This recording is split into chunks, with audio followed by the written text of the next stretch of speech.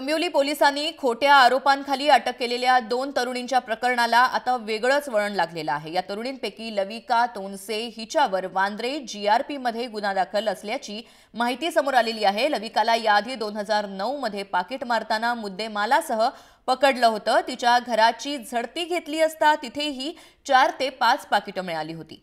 लविका विरोधामध्ये वांद्रे जीआरपी इथं 2 तक्रारी दाखल असून तिला अटक करून न्यायालयामध्ये हजर करण्यात आलेला आहे, अशी माहितीही पोलिसांनी दिलेली आहे।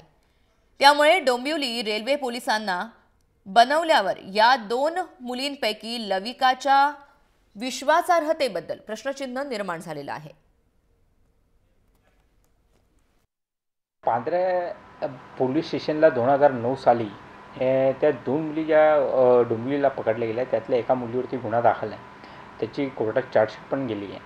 जो चोरीचा जो मुद्देमाल होता तो मुद्देमाल पण आपण त्यांच्याकडनं रिकवर केला होता। सर, ह्या तरुणीचं नाव नेमकं काय आहे आणि ह्या तरुणीवरती कशा प्रकारचा गुन्हा दाखल झालेला आहे?